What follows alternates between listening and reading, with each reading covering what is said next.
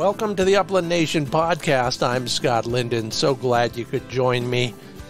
Ho, ho, ho. Still in the spirit around here. How about you? You know, this season has its ups and its downs, but I think we're on the downhill side. So it's all about cleaning up and bracing for New Year's Eve.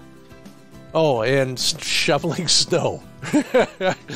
I hope not where you are, but that's my goal, is to get the heck out of it real soon. I'll keep you posted on whether I pull it off or not. Hey, great show in store for you. Andy McCormick joins me from Pointer Shotguns and Legacy Sports, the incredible firearm importer, supplier, and, of course, sponsor of the show. We are going to talk a little bit about guns, but mainly about the incredible quail and chukar season he has had. We'll trade a few notes on that. He's got some fascinating insights and some very helpful tips and suggestions for you. We'll carry on our new dog training and handling feature. You asked for it, you got it. It's called Handle It for a reason. Then we're going to take a look at your season so far, how it's going, and particularly some of the highlights. Maybe I'll share a low light or two. It's all made possible by Sage and Breaker Gun Care Products, Pointer Shotguns, Mid-Valley Clays and Shooting School, TrueLock Chokes, and my own authority website, findbirdhuntingspots.com. Yeah, winter is here. It's been here way too long. You know, we had our first snow in late October, and one bit or another of it has stuck around or been replenished since. So it's been tough for a lot of reasons. Still getting out, still finding some bare ground on some of the south-facing slopes, but you know, we're crunching around in it like so many other people are. I'm not complaining. I'm just making an observation. Okay, maybe I am complaining. But the joy of it is it concentrates the birds. And here's what I'm seeing. Flick is, you know, he's 5 years old. And we joke about it. But for wire hairs, they mature slowly. But, of course, if you have a setter, you could probably say the same. Or if you have a poodle, they all mature slowly. How slowly is a big question. Around here, very. But the light bulb went off over Flick's head sometime in the last month or so. He has, he has a propensity for working backwards, trying to hunt all the spots behind us as well as in front of us. And I don't mind that most of the time. He'll never win a field trial. Okay, I admit that. But he's been working to the front a lot more now and a little bit closer. Now, I don't mind a big running dog, especially in chukar country or sage, sharptail country. But in the stuff that we hunt most of the time, you want to know where he is, and you want to be able to get there, especially if it's uphill. So 100 to 150 yards is ideal, and he's doing way more of that. I don't know if he's just maturing, becoming smarter, or just trying to be more cooperative. I like that. I like to think that's part of it for a bunch of reasons, but I've been extremely positive on the training side of things these days, and we're training every day. We're lucky enough to have wild birds right behind the place, too, to do that on. But more positive training, a little bit lighter on the e-collar. I'm able to adjust it to the point where it's just a little reminder now, and he doesn't even hardly flinch when I use it. And those are things that you might want to consider as well. Some of you don't need any help. David Gilbertson could probably stand a little. Both the dog and I went up the hill, he says, down the hill, up the hill, down the devil birds talking to us, saying, come and get us. Both hunter and dog had no injuries, and they loved the chase. Yeah, David, I know, and thank you again, by the way. I just mentioned you in a story to somebody else. Eric Kopang says, a dog new to me, brought up on pheasants in Colorado, is figuring out the game of Texas wild quail. Speaking of light bulbs, that one went on today for him. Highlight for Craig Hobicke, hunting sharpies and pheasants in South Dakota. Just my dog and I. Yeah, sometimes that is the best company. Walter Edward Jordan says, seeing my 12-year-old GSP pointing and retrieving better than the young English pointers. Yeah. And this is, don't you love when this happens?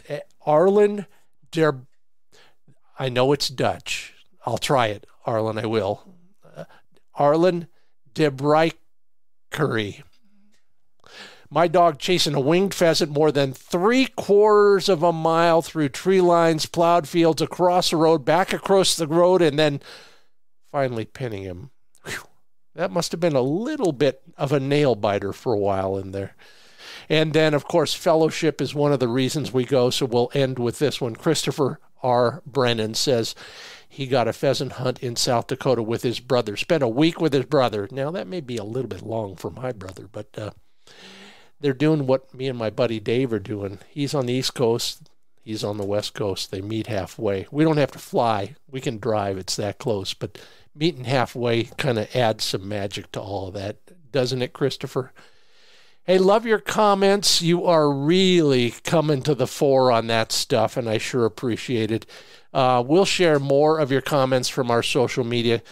Every week we're going to do something like that right here at the Upland Nation podcast. And it's all made possible in part by Mid-Valley Clays and Shooting School. You know, they're an authorized dealer for Beretta, Blaser, Browning, Caesar Guarini, Krieghoff, Rizzini, Fab Arm, Fair, and Siren. Yeah, that's the line of shotguns specifically for women shooters. And many of those guns are for sale, are also available to rent, so you can try before you buy, kind of a road test. So if you're looking for a shotgun, yeah, aren't we all after that last bird hunt? Go to midvalleyclays.com, click on shotguns on the tabs, then scroll down and you'll find a place to click on online store. Shop around, see what they got, and if there's nothing there that you're looking for, call directly, midvalleyclays.com. Call them there, and they'll see what they can do to find something that may be a little bit harder to locate. midvalleyclays.com for your shotgun needs. It's all right there, midvalleyclays.com. And TrueLockChokes.com. I got trailers on my mind, chocks, trailer wheel chocks. Anyway, TrueLockChokes.com. Where they're one of the companies that does what everybody used to do in this way, old school rules, lifetime warranty, a satisfaction guarantee. All TrueLock chokes carry a lifetime warranty.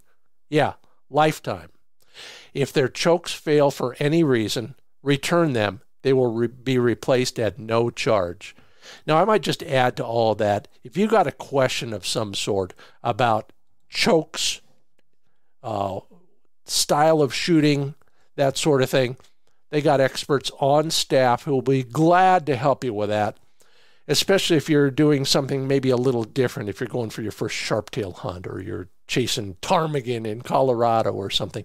TrueLockChokes.com is where you ought to start if you want to improve your shooting.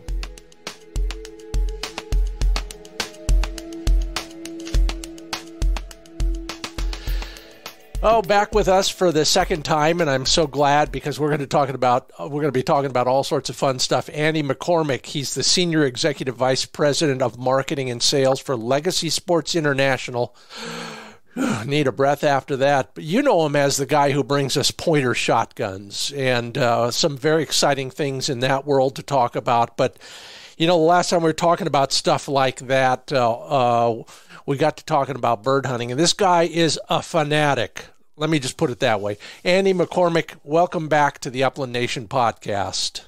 Oh, hi, Scott. My pleasure. Love talking about bird hunting because it is a passion of mine. And like you said, a lot of people, I think, perceive that big game is my passion. And I love to do both, but it seems like the older I've got and the less time I've got, I tend to hunt, local where I can. And I'm fortunate enough living here in Nevada that there's some pretty good bird hunting available to us here in the state. So it's been fun. And then, like me, having a dog and all that stuff, you're out for the dog, but at the same time, you like to shoot, and get into birds, and it's very rewarding on both ends. So yeah, it's a passion of mine. Yeah, you mentioned something that reminded me of a good buddy, the guy I hunt with quite often, who back when we were just fishing together, and I was trying to convert him to a fly fisherman, and I was catching nothing but railing on how enjoyable it was, and no matter what. And he said, Scott, at some point, you got to catch a fish.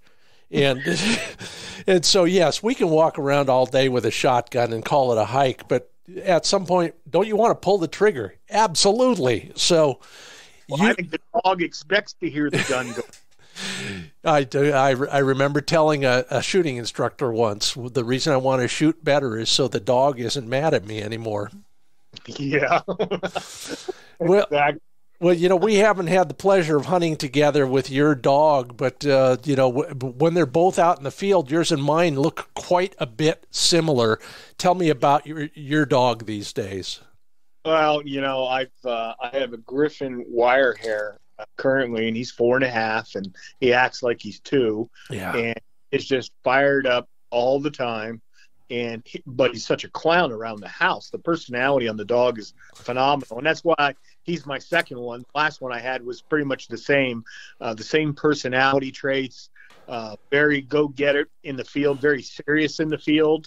But when he's around the house, he's like a clown. He's like a kid, and you swear he's going to speak any moment, And it's he keeps me entertained. But he's a high, intense dog when it comes to hunting, and I think he speaks quail. I think he understands them completely, either seeing them, hearing them. He is in tune from the minute we pull into the canyon or even the exit to where we go hunting. He knows what's going on, and he's just full on ready to go. It's fun, and I wish I had that much energy, but following those dogs around and watching them, learning their mannerisms. It's pretty intense sometimes, especially if you wound a bird, and seeing the dog go into full on crazy dead bird mode is different than the normal hunt mode. It's interesting to watch. Yeah. Just a notch of focus that goes into gear with these dogs when you say dead bird, and how the search shrinks to a certain area. If you point and say dead bird, it's boom, noses to the ground, hoover, and looking hard for any kind of movement or sign. And he usually finds exactly what he's looking for, and he will not give up. I'll never forget. We were about halfway between my house and your house, and dropped a valley quail. And when we say quail on this podcast today, we're talking valley quail, because that's what we got out here in the West, in the what I'll loosely describe as the Great Basin. But my buddy had dropped a quail, and it had kind of ran from the bush. He wing clipped it, ran from the bush to a pile of boulders, and these boulders were the size of tabletops. And we tried our best. We couldn't get in there. We sent the dogs. They couldn't get in there. I went back, stuck my hand into the little crevice, pulled it out immediately when my friend reminded me we were in rattlesnake country. Right. Didn't stop the dog, though. Flick finally figured out, well, here's a place where it's rock on 3 sides, but there's dirt on 1 side. And he started digging. And he dug, and pretty soon all I could see was this little white tail tip, and that's all. He was that deep into that hole. Wow. And then you hear that this is sometimes, can you relate? This is sometimes the best sound you'll hear all day. Because that means I just got a mouthful of feathers. I've got this thing. And then then they put it in reverse, and then beep, beep, beep, beep, and out they come, and sure enough, there's a bird in his mouth. I let him take a victory lap. Yeah, they like to parade around with their prize when they have. Yeah. Just last weekend, for the first time I saw a mannerism in Barley, is my dog's name, and I had winged a mature valley quail that came screaming at me that out of a cubby he busted, and I clipped it as it went past me. It was almost too close to shoot. I had to let it get past me. Shoot it. It goes down, and I noticed when it hit the ground, it was still running, and it went straight into this huge, tall, 4-foot-high sagebrush bank, and it didn't come out. And so I called the dog over, and dead bird, and he goes to town. And he's no small dog. He's a 75-pound griffin that is lean and mean, but when he gets in there, he can't help but make noise, tearing things up, looking for stuff. And so I'm standing above from a high vantage point to be able to see either the bird's going to flush back out or it's going to run out the other end, and nothing ever happens. And he just refuses to give up. So, and I'm only about 50 yards from the truck, and I start walking towards the truck to get a water bowl out and calling back. And all of a sudden I look around, and here comes the dog. I had given up, but he didn't. Yeah. And he's coming to me, and I can see him parading this big mature male valley quail in his mouth softly back to me. And then he usually will bring it right to hand. I'll drop to knee, and then he'll bring it right to me. Yeah. Well, I didn't drop to knee, and he got about, 5-6 feet away from me, and he literally threw it at me. I mean, it just felt, took his head and threw it at me like, a little better shooty, Dad. Come on, Sometimes you're grateful they do not know how to operate an e-collar. Yeah. You would have got a little touch there. There was definitely some attitude in the way he retrieved it. It was pretty funny to watch. But, God love him, because I think there's a lot of gratifying things, in working with a dog and watching a dog. And even when my brother-in-law was up here for Thanksgiving, he decided he wanted to come out, to see because he loves the dog. Yeah. But he wanted to see what he did in the field. And he said, well, come on along. I said, you can drive the truck, drop me off. I'll come down canyons and work to you or something like that, and you'll get to see some stuff. And he was so impressed. And I said, well, here's what you got. Here's what will help you realize some of the things that are going on is watch the dog when he's working in the field. And if he stops abruptly and turns, it's for a reason. I said, that means he's got scent of something. And then, the slow cheetah crawl, and and the tail going 100 miles an hour and then stopping. I said, it all means something, and for you to go into action. I said, and when he gets into the birds, it's fun to watch and see. And I said, and then the dead bird stuff and the whistle commands and all that. He was like, he had no idea. He goes, I did not understand. There's so much to this. He said, this is fun to watch. I said, yeah, it's even funner when you're participating. And he got to eat some quail too. We were eating quail, a couple nights for dinner after Thanksgiving. And he was like, man, this is good stuff. So I think I've got him almost convinced to be quail hunting next time he's up in Reno. So yeah, he'll be calling for the brother discount on a shotgun real soon. Yeah. So I think that's the part that I really love is watching the dogs and understanding the dog, and then the gratifications, of a fun time in the field, and then finding birds. Finding birds is the big thing, And I tell Debbie, my gal, all the time. I said it's all about just getting him into the birds, yeah, and keeping him focused, on the predator prey, to the point where he's hunting for you because he's always checking back and looking to see where I'm at. But that's why I have the whistle too. A lot of people don't use the whistle. I like the whistle because I was a Labrador guy for a long time with waterfowl, and it just seems natural for the hear heel stuff, or even just to stop a dog or turn a dog if you need to. It really is very, very beneficial. Oh, I think there's people who should train their house dogs with a whistle. Quite honestly, for when they lose them or something, they can find them. I agree 100%. There's a lot of value in all of that stuff. The other thing that I've started doing in the last couple of years, I use the tone, not the beeper, but the tone on my electric collar. Because there are times, and this too, when we want to be a little bit more stealthy. And if you're yelling at your dog, bad. If you're blowing a whistle at a dog, almost as bad. But that little tone doesn't give the birds a heads up quite as often. Now, if the dog's right on those birds, I'm not sure. I haven't experimented enough with that, but I like that tone. And the other thing that you bring up is the intensity of that dog. where do you think that came from in your Griffon? As far as hereditary stuff, all the way back to Europe, they hunted everything with a Griffon. Yeah. They were a utility dog. They were used for deer. They were used for rabbit.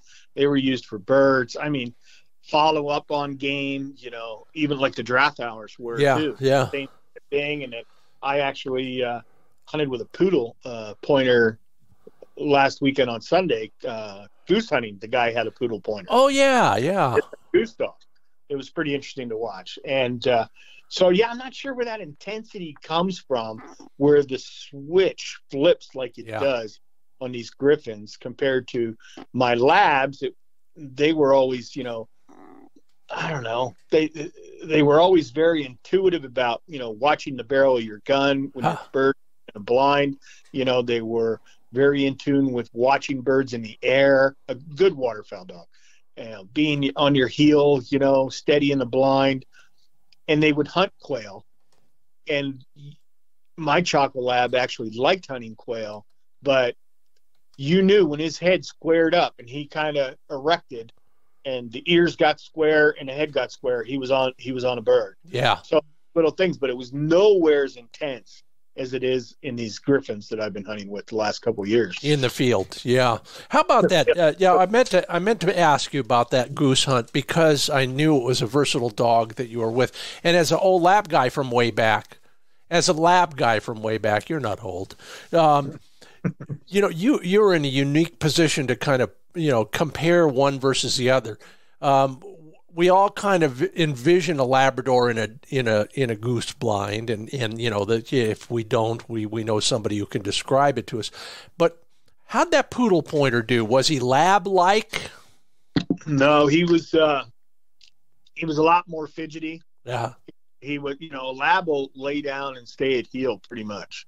In a blind, they're pretty a good trained one, and the poodle pointer you could tell had a lot of fidgetiness in him, but he was alert. He was looking all around. He was front of the blind, back of the blind, and it was a pretty good sized pit blind. So he had a back door. The dog could look out, lay down and look out, and he would pay attention to hearing the geese in the valley coming and going, that kind of stuff. So and he retrieved the one goose we did get. He retrieved it. Mm-hmm. I mean, so he was pretty intense as a waterfowl dog. Well, that's good to hear. Everybody talks about it. I'm not a duck hunter or a goose hunter. He loved the water. He was in and out of the water like it was nothing. Yeah. Well, luckily they got that double coat. So does your dog. So does my dog. But that will help a little bit. They'll never be a Chesapeake Bay Retriever. But I'm glad you had a good time. Why'd you pick why'd you pick a Griffon first time around?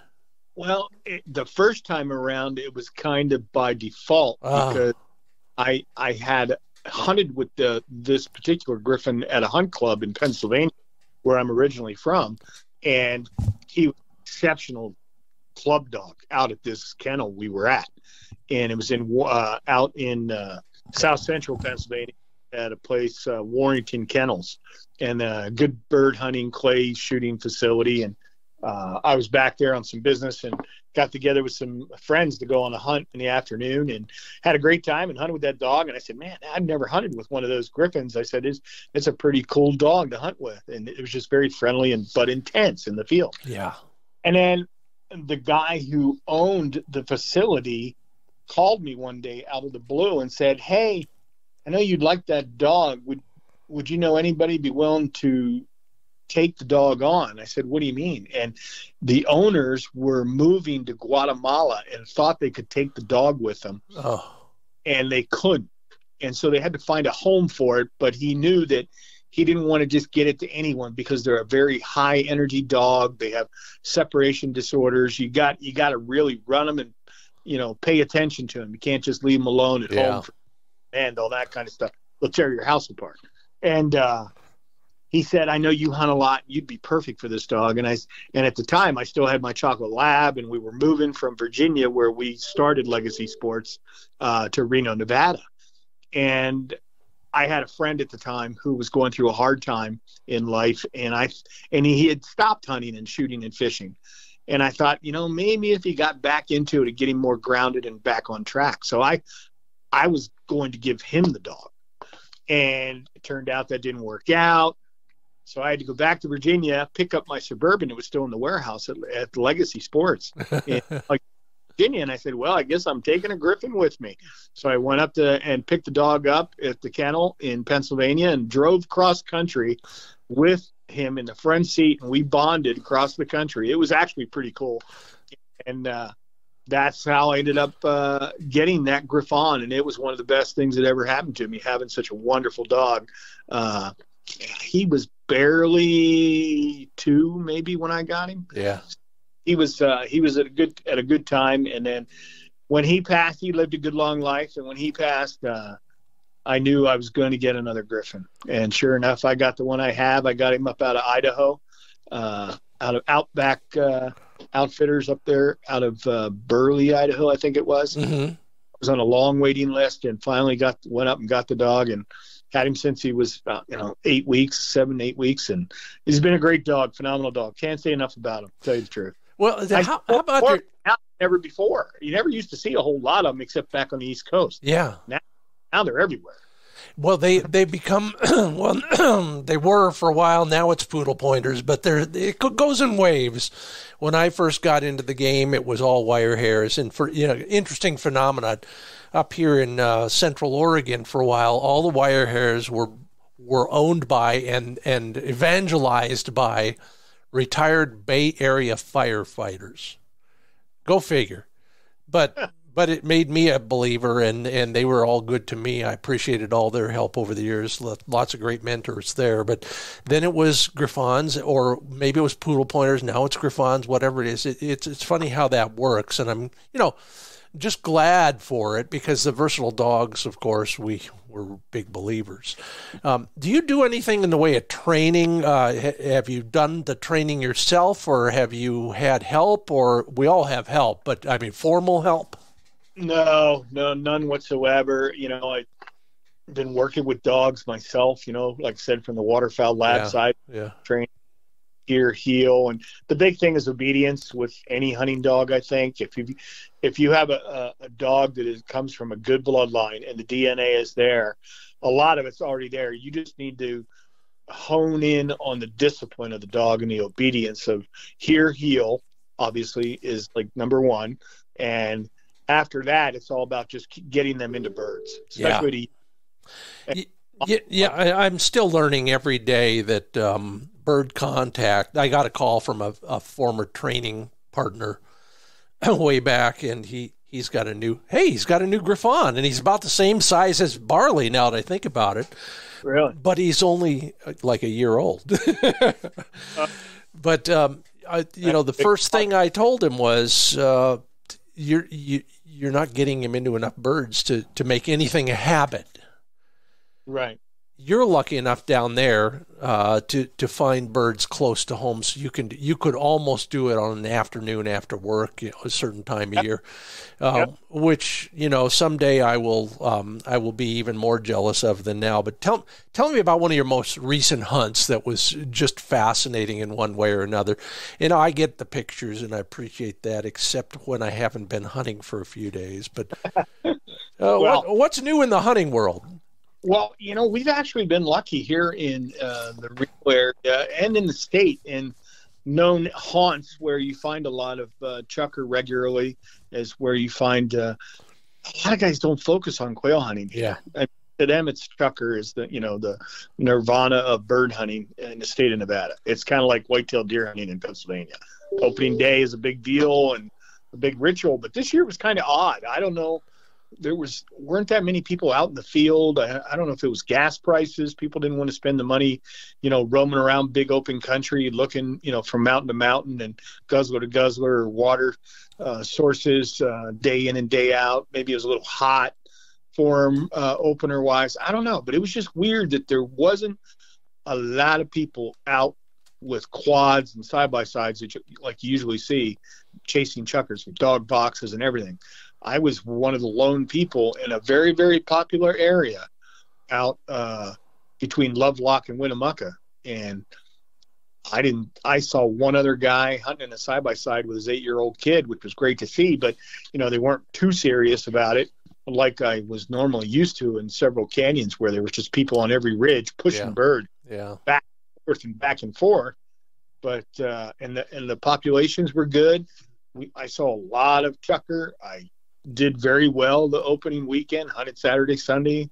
And my buddies I hunted with, they hunted in a different range to the west, and they limited out for 9 days straight. Wow. 9 days straight. And so I was jealous they were still out there. And then I came home, and instead of going back out there, I only had limited time. And here I'm hunting 15, 20 minutes from the house. How lucky is that? And I'm getting into 3 to 4 coveys, sometimes 5, 6 coveys of quail that are strong, 25 to 50 birds in a covey. Yeah.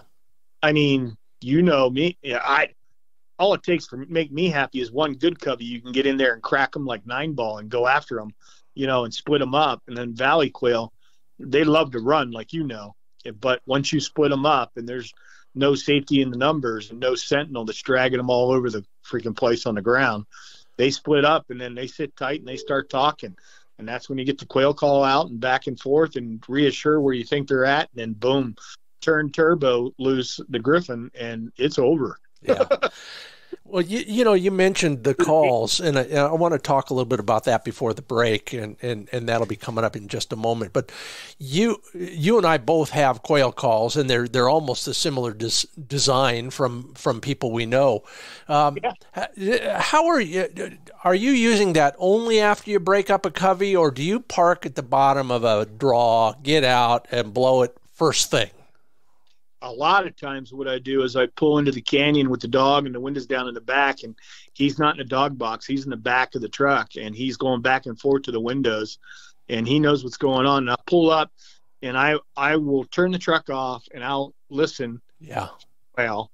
I'll look for quail, and I'll spend 5-10 minutes just listening. And if I hear them, then I'm going, okay, they're here. Great. Now I know what's going on. And knowing that I've busted up some coveys and how many birds are with those coveys, I know all I need to do is either hear or see one bird. I know they're there. And I think that positive attitude, knowing they're there, allows you to say, okay, next is get the dog ready, get the gun ready, get the vest ready, the water, the shells, blah, blah, blah, lock the truck, and here we go. We're heading over here. We heard him over here. But if I don't hear anything before I leave, I will spend 10 minutes calling to try and get a response. Yeah. Throughout that area. And a lot of times it's 50-50. You'll hear something or not. But most of the time they're calling usually when they get busted up. Yes. They're trying to all get back together. And it's like turkey hunting in the fall. You bust them up and then try and call them back because they don't come to the call. Normally they'll come to a kiki call. Turkeys in the fall, but they're totally different than spring hunting turkeys. So I like calling. I like the interaction because I'm such an avid turkey hunter. It's just like coyote hunting. I like all of that interaction if you can make it happen. I'm not saying you're going to call quail in marching like the Pied Piper to you, but it's giving up their position and knowing where they're at, that kind of thing. Same with chukar. I absolutely. Although it is fun, about 1 out of 100 times, you will get a quail running towards you. Yeah. It's a fun parlor trick. The odds are against you. Yeah. We got a lot more to talk about here at the Upland Nation podcast. That's Andy McCormick with Pointer Shotguns. I'm Scott Linden, your host. We'll talk more quail and chukar hunting. We'll talk new products from Legacy Sports, Andy's parent company. And, of course, we have that new Handle It dog training segment. It's all coming up right here on the Upland Nation podcast. Andy, you get a moment to catch your breath. We'll be right back after this commercial message.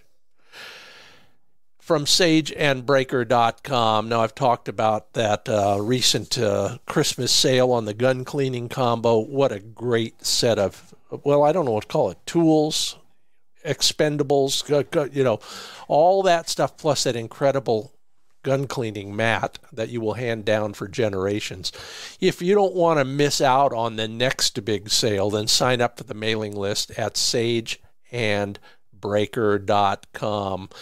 You'll get advance notice on the recent sale, on the upcoming sales, and you'll also be the first to hear about the new products, including, hey, stand by, I can't wait to get mine, a new range bag coming along. And if you know their stuff, you know this is going to be another one. You'll hand it down, and he'll hand it down, and she'll hand it down, all of the above. So make a note of sageandbreaker.com. Watch some of the videos, learn something there, and then get on the mailing list.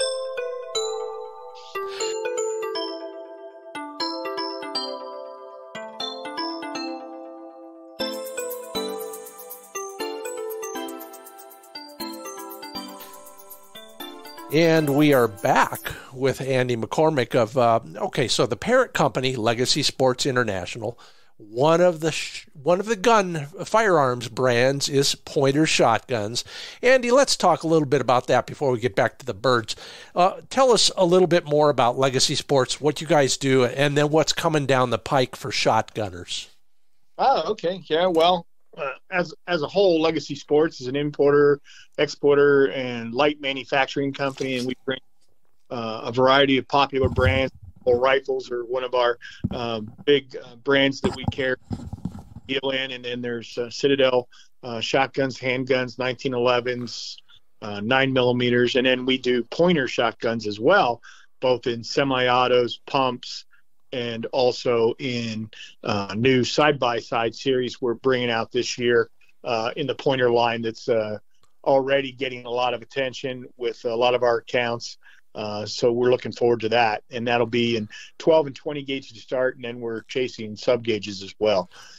Just a nice walnut, blue side by side with a bead in the front, and it's just like a gloss finish, 28-inch barrels choked. Just a nice solid shotgun in the side by side market. It's not a super high end side by side. It's a field gun.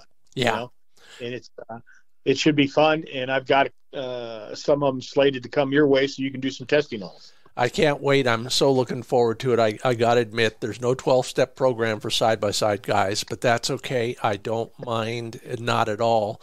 I love field guns in particular. I'm not a gun snob. In fact, I hardly even know what a chopper lump is. Maybe I don't now that I think about it, but I love the idea of a gun that is actually a tool, and we use it that way. I joke about it, but it's true. I want to own guns that I can fall off a cliff and not feel bad about when they land under me. So that's good to hear. I can't wait to see them very soon, I'm sure. So that's cool. Let's talk a little bit about chukar hunting, because it seems to have such a mystique with so many people. What are some of your tactics and strategies? How do you start? What do you look for? And how do you get into birds so much more often than me? Well, the trick is good populations of birds, knowing where the birds are at. It's the same motto I use again for turkey hunting. If there's no turkeys there, you're wasting your time. Yeah. But you need numbers of birds to be able to chase, and then it's all about water source, and then where's the roost? Where are they roosting? And I like to be able to get to them and before they get to water. A lot of guys like to just wait at water. Or go to water later in the day, hoping that they can get between them and wherever they're headed back to a roost. Yeah. I like to get to them early, up high. 9 times out of 10, you catch them coming out of rock crops or areas they like to roost, and intercept them. And if you can intercept them, just like these quail, these valley quail we're talking about, and you can get them busted up, there's a good chance you can chase down those singles and doubles or triples down into other draws where you watch them go, and they will try to reconnect with their buddies. Otherwise, when they're running together in a band, they will drive you crazy because you'll think you have them, and then they just pick up and sail, all of them together, across the canyon, down the canyon, up the canyon, a long way after you think you're on them. So I think the best thing, first of all, is to try and bust them up if you can. Yeah, absolutely. Working your dog close enough that, with birds, that, there's early season birds and then there's late season birds. There's young birds and then there's mature birds, and those are all different scenarios too. Early in the season, you don't usually have to go as deep into the ridge lines to get them as much as right out of the gate early season. You can get some birds that'll hold up close, and then once the guns start going off after the first week or so, then they start getting educated and keep following those larger mature birds further back. It seems to me 2-3 ridges deep instead of first ridge, on those water areas is what happens. So, but again, I'm a big fan of pulling up, shutting the truck off and listening and say, oh, okay, there's some there. There's some over there. And then you make a plan of attack based on the landscape. If you can get up above them and hunt down and use the dog to your advantage, the wind, where do you think they're going to fly if they do get up, and the cover in those little draws. It seems like I have a lot of success this year getting into little pocket draws that have cover. Not big canyon draws as much, but little pockets that are hidden little areas that they kind of like to run to that maybe other people aren't aware of. No, I can't agree more. I've been a believer in that. I'm envisioning one spot that I've described to you in the past, but in detail, it was a hike up a little draw that became basically a rock-walled amphitheater, only about 50 feet across. And there was one covey just in there, just grazing away because they didn't think anybody knew about it. And most of the time, there's some weather advantages. We were hunting last week in a pretty vicious wind. And so all of those low spots or those sheltered spots, whether it's sheltered by terrain or by vegetation, chukars seem to be very sensitive to wind. Would you agree? Yeah, they'll definitely use the landscape to their advantage to get out of the wind, be it a low rock face that drops off the side of the ridge somewhere, or any kind of sagebrush cover in a pocket somewhere, or any other kind of thick cover that leads to a water source. They'll hide up in that stuff and try and stay out of the wind. Definitely. You mentioned going up and going down. We all know that we chase them up, and the dogs even outrun the dogs when they're going uphill, and then they'll fly down. And we fell for it again in one spot a couple weeks ago, and we finally decided, well, if we're going to get any birds out of this area, we're going to have to walk all the way up there. But there's a sheer rock wall near the top. They'll stop there because we've had that experience. We get all the way to the top. By the time we get to the top, there's only one bird calling, because he's calling to all of his friends who had already gone all the way down around us and all the way up the other side. So but we fell for it because why not? And we walked up the other side, and we never did find those birds. But you know what we found? You've seen pictures from Arches National Park. Yeah. We found an arch like that. And the only reason we found it is because we were chasing chukars in the back of beyond. So that was the magic on that trip. In fact, I got some great photos. Oh, I sent you a couple of those photos. Yeah. The light was right. It looks like a magazine picture. So, there's always something when you don't kill birds. How about feed? Have you noticed a relationship to what chukars are eating and when? And it's a trick question, but we'll riff on that for a moment. Yeah, it seems like, cheatgrass on benches below the rocks and above the water are the areas I tend to find them feeding along. Yeah. That's basically where I see them usually. Here's my problem. Once we get a couple rains, of course, there's cheatgrass seeds on the ground or still stuck on the stems virtually all year. I been experimenting and observing that for years now. So they can always eat those seeds, even burnt seeds. I found toasted cheatgrass seeds in one bird once. But the other thing that we talk a lot about, and I'm at a disadvantage, is the green shoots. We call it green up here in the right. West, and it's those seeds that have basically sprouted, and after a few rains in the fall, the little shoots are coming up, and a lot of birds will eat those little shoots. But if you're colorblind, you can look at a slope, in up close and personal, because the slope is right in your face on a lot of these climbs, and I can't tell the green stuff. So I got to take somebody else's word for it. Makes sense, but I'm not really paying a whole lot of attention to what they're feeding on. I usually rely on the water, especially when it's hot. I think you've got an advantage to hunt in the heat, but of course it has its problems, worried about your dog, hunting in the heat and all that kind of stuff. But heat sure does make those things come to water. Very regular, so that you can actually, get a time and a pattern kind of worked out. But when that changes and the weather comes, be it the snow, the rain, etc., then things kind of change. How things got to play out. Yeah, absolutely. Because all of a sudden there's moisture everywhere, so the birds aren't dependent on a guzzler or a stream or a stock tank or something like that. They can be anywhere. I've taken pictures of these. The lava rock has a little basin. It may hold 3 cups of water, but that's enough water for one covey for 3 or 4 days. That's right. So they don't have to go all the way down or anything like that.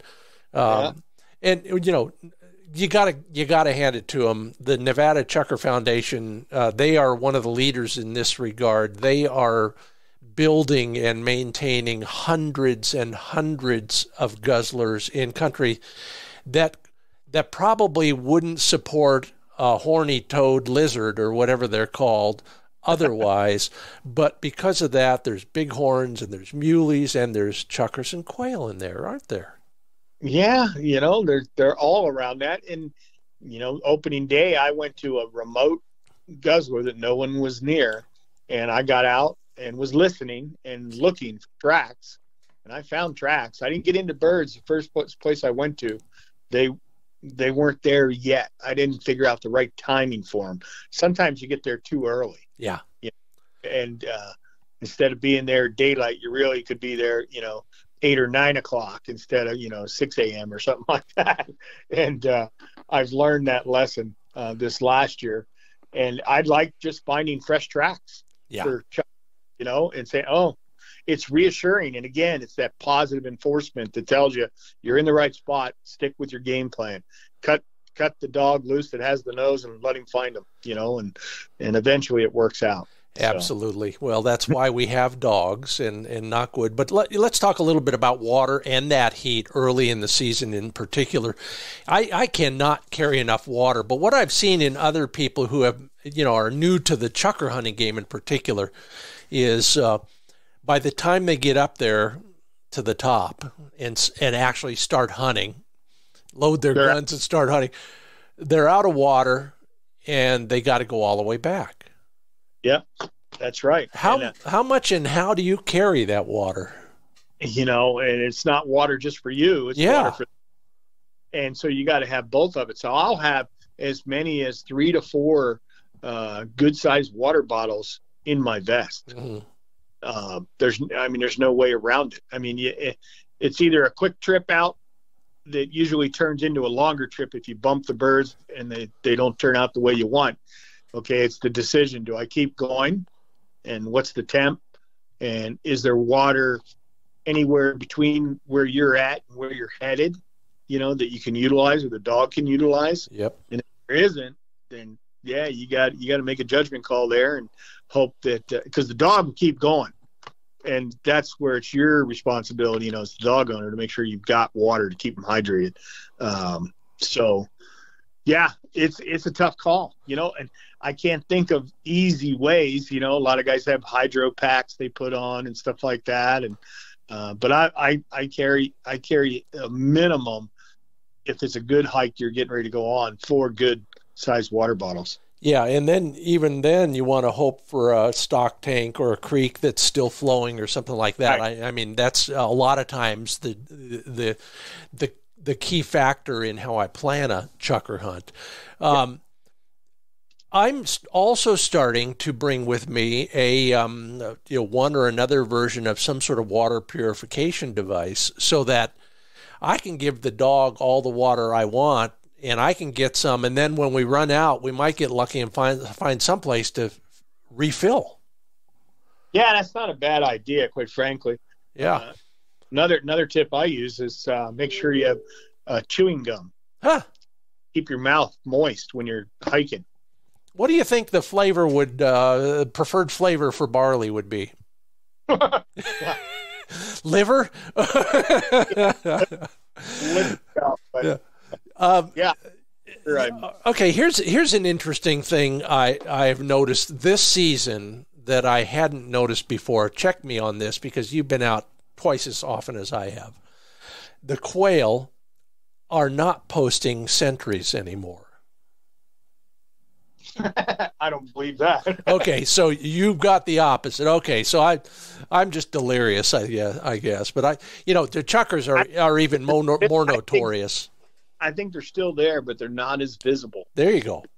Because I was explaining that to my brother-in-law about looking for quail, since I had an extra set of eyes in the truck. I said I was going to make use of them. I said, keep an eye open for a sentry. He says, what do you mean? I said, well, these quail, they run in coveys, and there's 25, 30, 40 birds in a covey, but they usually have at least 1 or 2 birds, mature birds, usually males, that'll post up on a rock or some other kind of structure, a fence post or something, and keep an eye out because of the hawks. And I was pointing out hawks, why I always look for hawks for both chukar and for quail. And it's always usually a telltale sign that wherever they're at, the birds are at. And if the hawk is sitting still in a tree overlooking a sagebrush patch or something, it's a good chance the quail are really close by. And they're just tight because that guy is in that tree right there waiting for him to make a mistake. And he was just amazed at that kind of insight goes into hunting. A lot of people don't realize it. And the same thing I explained to him, there's a golden eagle in this canyon, and he cruises through these rock drops up here real close, low, like a dive bomber or like Top Gun going screaming through these freaking rock drops low and across the face.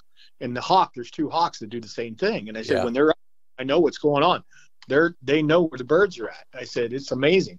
I've even had 2 quail flush this year in 2 separate incidents where the hawk came off the limb and chased the same bird that flushed, and barley was after it as well at the same time. Wow. And they were feet apart. Yeah. After the same bird. Wow. And then don't brush, and then the hawk would, veer out of the brush. But I was like, my God, these quail have got, some serious problems with one of these hawks on their ass because they were so quick. I was amazed at how agile they were, just immediate from green light right away from something flushing in the air and heading for cover low, and the hawk was going after it real quick. And you should see the Cooper's hawks out behind my pigeon coop. They are about as maneuverable as anything out there. I lost a chukar to a golden eagle once in a situation like that. We were from, how it is when you don't know what it is, but it's coming from behind you over your shoulder, and the first thing that hits you is that shadow. You're scared to death for a moment, and then you see what it is, and he's got your chukar, and he's got his wings. I think they call it a stoop when they're over the bird, the dead bird on the ground. What a malevolent look he gave us as we came over to claim the bird. We never did. We let him have it. Harley, big red-tailed hawk, and the hawk had been on a dead chukar. And I found feathers. I didn't find the chukar, and I didn't see it when he flew off, but he must have had it when he took off. So we came across that this year. And then I think I found 1 quail that had been hit by a red-tailed hawk as well. It's funny. I was telling somebody the other day about a trick they used to do down in Southern California when we hunted in Orange County around Irvine Lake. Had access to an area down there that had a lot of prickly pear and other stuff in there. And the quail loved hiding in there and eating the prickly pears. You'd kill these quail and they would have red faces from the prickly pear. Wow. It was pretty interesting to see. But the trick this guy had when I was with him, he would blow a hawk call on these quail that kept running. Yeah. And he would blow this hawk call. I mean, he was really good at it. And then he kept the Frisbee in his vest. And he would throw the Frisbee right after the hawk call over top of these quail, the direction they ran, like it was a hawk coming over the brush. And it would freeze them. It was one of the damnedest things I'd ever seen in the field. That is wild. I don't know if I have the nerve to do that, but I love the idea. It worked. It worked. I was like amazed. I've never heard or even seen this trick until it was in Southern California when I first moved out there. Oh, yeah.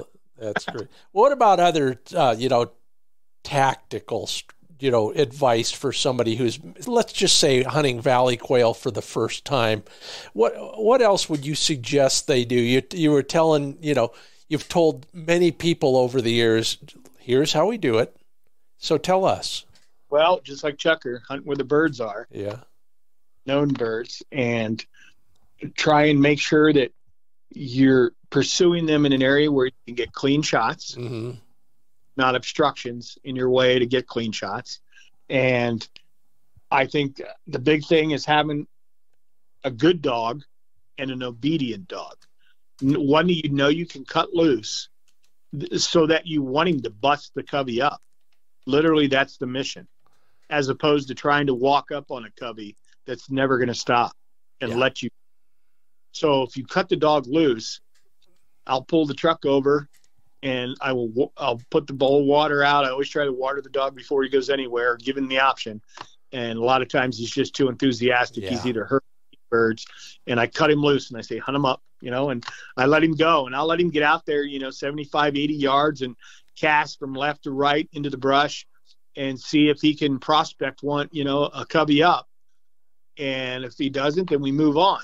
If he does, I just keep watching, and if he busts the covey up, then the trick is calling him back and overcoming that, drive and prey to stop him with a whistle and retrieve him back to the truck, water him up, vest is on, gun, here you go, lock the truck, off you go. You saw where the birds went, and the game is on. That's number one go-to method. I got to use that again. We had that very experience yesterday, but many people aren't looking for that little vibration under the sagebrush that says, "Oh, there's birds in here." So Flick was solid as a rock on this covey, and the covey just kept kind of bouncing around like pool balls, like you described playing 9-ball. Right. They're bouncing everywhere. So I had to go in and just get the covey in the air by myself. Usually I can do that by simply walking in, but I had to run in this time and get them up. And even then, they didn't really want to go until I made that sound. And I learned this from a pro guide years ago. You want to get those birds in the air? Do this. Oh, and I will do that when I'm walking with the dog. Oh, yeah. Do that. And it has definitely worked. You're right. And 9 times out of 10, it's one that's flying out the back door. Yeah. Yeah, of course. So that kind of stuff, it does come in handy. It's absolutely critical. If you had to close, by the way, that's Andy McCormick with Pointer Shotguns. I'm Scott Linden. This is the Upland Nation podcast. Andy, if you had to close with one more incredible hunting story, whether it was last week or 5 years ago, leave us, like they say, leave us wanting more. I would say, don't trust your gun dog, because he's made a fool out of me the last couple of weeks, where we had busted some coveys and we got into birds good, and he went back to a spot that he had previously flushed birds out of, and I was reminding him, I'm like, hey, they're not there. They were there. They're not there. And he wouldn't leave. And I'm not paying attention. I've got my gun down, and I'm getting a drink of water. My gun's in my left hand, not my right hand, and I'm facing the other way, and I'm looking back to him. And sure enough, 2 birds go back out of there. I'm like, get a liar out of me again. And it's like, trust your dog's nose. When you know he's a good dog, trust it. Just assume there's birds there. If he says they're there, they're there. I amen to that. I'm laughing with you, not at you. It happens so many times. It seems like every covey bird, and probably bobwhites too, although I haven't seen it happen that often, but from Huns to chukars to Sharpies to valley quail, there's always one. They're either the smartest bird in the bunch or the dumbest bird in the bunch, because they don't go when everybody else does. And if we just remember that, save one barrel for that bird, somebody else will be buying the beer that night. Yeah, and the other one, reload. Yeah. As soon as you reload. There you go. Okay, so leave us with this. You're out there as often as anybody. In your vest is all the usual stuff. Yeah. But what's in your vest that we might not have thought of? Let's see. There's usually, like I said, chewing gum. Usually some kind of a candy bar or something like that. And then there's usually a dog treat. I keep at least 1 or 2 dog treats in there. If you've got a long hike back and the dog, has done a phenomenal job, as they usually do. Yeah. Just a little reward, for the guy on the back, and just plenty of water. Yeah. And a charged phone in case something happens, and if you're in an area that you have a signal. Yeah. Thing. Usually you are up on ridges or stuff like that. Because I'll tell you, man, I've had some slippery situations. I haven't had the conditions on the ground like you have, but it doesn't take snow and ice to make a fall. Walking as bird hunters in chukar country, there's rocks everywhere. There's potential for issues and problems everywhere. So, even I usually have a couple, things, not the whole first aid kit on my back, but, a few items in there, be it, some super glue to heal up a cut, or some Band-Aids or something like that, or simple stuff, Neosporin, stuff for the dog, and some tweezers, if I know the dog gets into something he shouldn't get into, that kind of thing. But so, yeah, you're thinking for yourself and the dog the same feel. Yeah, it's funny.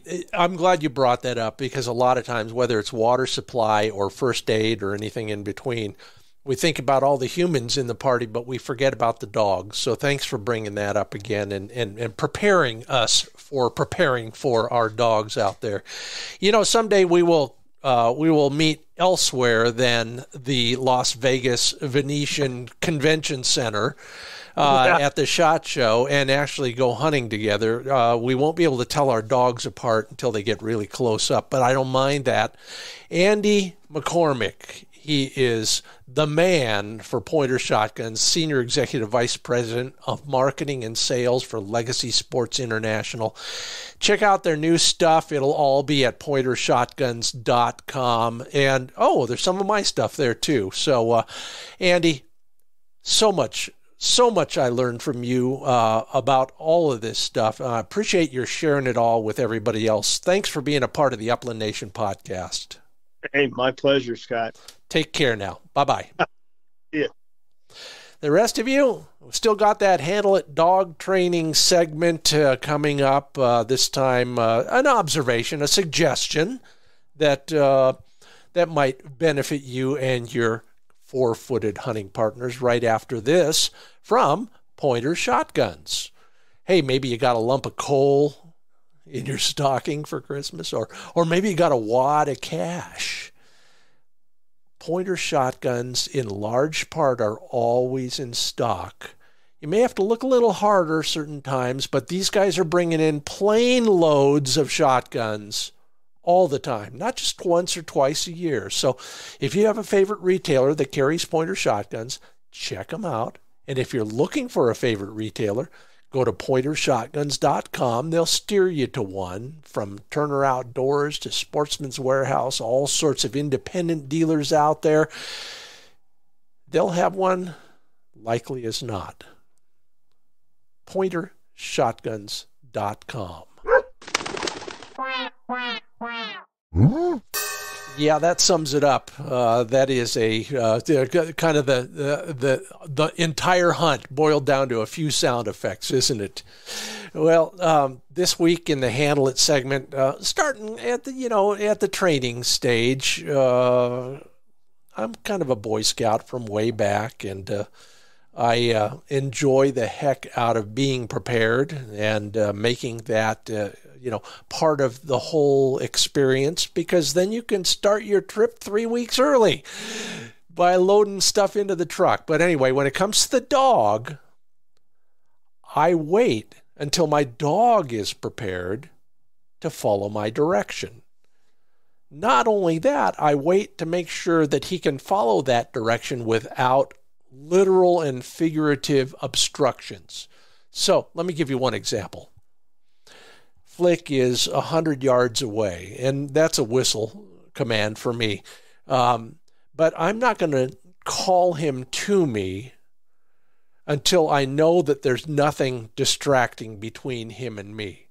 It could be a clump of trees, it could be a massive brush pile, it could be other people, other dogs, some sort of noise. I want him to be able to come to me without obstruction. That way he won't lose track of the original command and his destination. Right to me. The same holds true for retrieve. So, think about your dog. He thinks in a linear manner, straight line. It's the shortest distance between 2 points, and you want him to do that whenever possible. So make it easy for him. Give him the command when the route is obvious and clear. Think about all the distractions that might get in the way, literally or figuratively. Yeah, make it easy on the dog, and everybody's happy at the end of the hunt or the training session. I am so grateful for all of your comments at social platforms. I can't share them all here, but I can share them all at the Facebook, Instagram, and Twitter pages. So go there and learn from everybody else. And I am learning every week from your kind comments and reviews how to do a better job of the Upland Nation podcast. Thank you for your feedback. We're all made possible by Sage and Breaker Gun Care products, Pointer shotguns, Mid-Valley clays, and Trulock chokes, and the website findbirdhuntingspots.com. Thank you so much, Andy McCormick of Pointer Shotguns, for being a part of the Upland Nation. And thank you all for listening. I'm Scott Linden. See you in the field.